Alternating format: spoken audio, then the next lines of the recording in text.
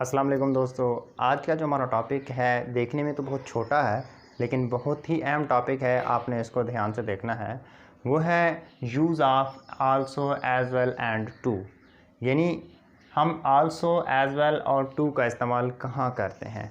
अगर हम इसके उर्दू के मीनिंग को देखें तो ये इस्तेमाल होता है भी के मानों में, यानी जहाँ हमें भी की ज़रूरत हो तो वहाँ हम इंग्लिश में इन वर्ड्स का इस्तेमाल करते हैं। कहीं हम आल्सो इस्तेमाल करते हैं, कहीं एज़ वेल, कहीं टू इस्तेमाल करते हैं। अब पहले इसकी एग्जांपल को देखते हैं कि हम टू और आल्सो को कहाँ इस्तेमाल करते हैं।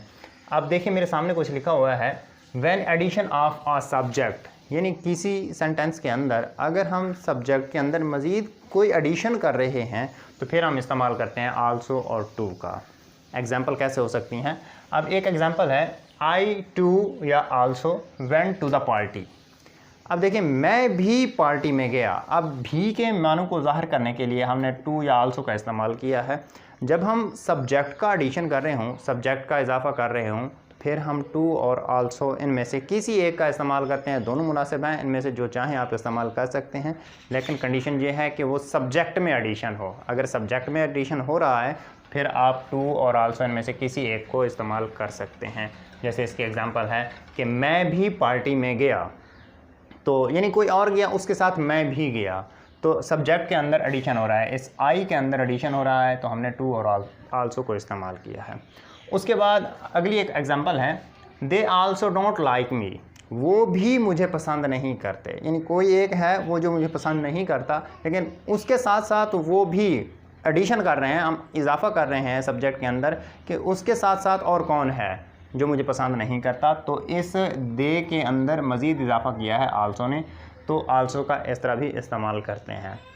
उसके बाद एक और है example, they will also eat apples, वो भी सेब खाएंगे। अब इस पे गौर करना है, इसके साथ एक और एग्जांपल आएगी, अगर आपको इस पे ध्यान देंगे तो डिफरेंस आप जान सकेंगे। देखने में ये सिमिलर एग्जांपल्स हैं, इसके साथ एक और एग्जांपल है तो आपने इसको ध्यान से देखना है, they will also eat apples, वो भी सेब खाएंगे। उसके बाद एक और एग्जांपल है, एक और इसका इस्तेमाल है इनका आल्सो, टू और एज़ वेल का। आल्सो और टू को तो हमने जान लिया है। उसके बाद हम देखते हैं कि एज़ वेल का इस्तेमाल कहाँ होता है।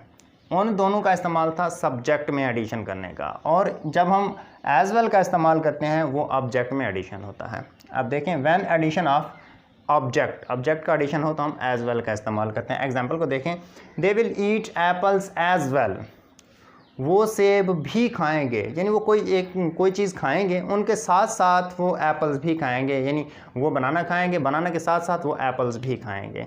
अब देखने में ये सेंटेंस और ये सेंटेंस सिमिलर लगता है, लेकिन आपने ये गौर करना है कि वो भी सेब खाएंगे और वो सेब भी खाएंगे। ट्रांसलेशन इनकी इस तरह बनती है, इसमें देखें तो वो एप्पल्स में एडिशन हो रहा है, यानी किसी एक चीज़ के साथ साथ वो एप्पल्स भी खाएंगे, वो सेब भी खाएंगे। और इसमें देखें तो दे यानी सब्जेक्ट में एडिशन हो रहा है कि वो भी सेब खाएंगे। तो अगर आप सब्जेक्ट में एडिशन कर रहे हों तो फिर आपने आल्सो और टू का इस्तेमाल करना है। याद रखना डिफरेंस ये है कि सब्जेक्ट में अगर आप एडिशन कर रहे हैं तो आल्सो या टू का इस्तेमाल करना है, लेकिन अगर आप ऑब्जेक्ट में एडिशन कर रहे हैं तो फिर इन टू और आल्सो का इस्तेमाल नहीं होगा, फिर एज़ वेल का इस्तेमाल होगा। तो ऑब्जेक्ट के लिए हम एज़ वेल इस्तेमाल करते हैं।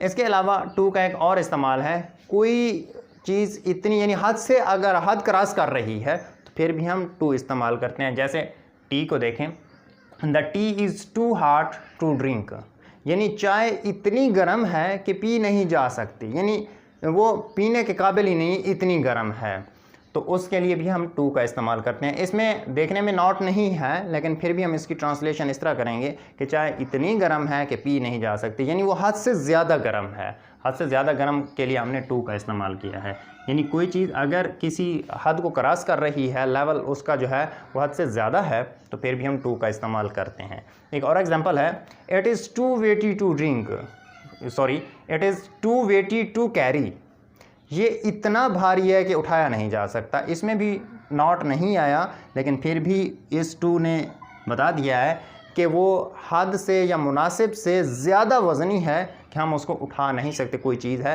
वो इतनी वज़नी है, इतनी भारी है कि हम उसको उठा नहीं सकते, हद से ज़्यादा है, तो भी हमने टू का इस्तेमाल किया है।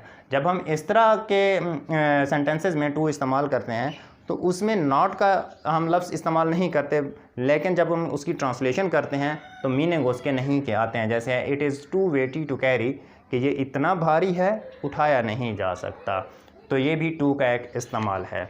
तो मैं उम्मीद करता हूँ कि आपको आज का लेक्चर बहुत ही अच्छा लगा होगा। अगर आपने इस वीडियो को लाइक नहीं किया तो जल्दी से इसको लाइक कर लें। अगर चैनल को सब्सक्राइब नहीं किया तो जल्दी से इस चैनल को सब्सक्राइब कर लें, क्योंकि इस यूट्यूब चैनल पे आपको डेली बेसिस पे इंग्लिश ग्रामर की वीडियोज़ मिलती रहती हैं। तो मिलते हैं नई वीडियो के साथ। Thank you so much. अल्लाह हाफिज़।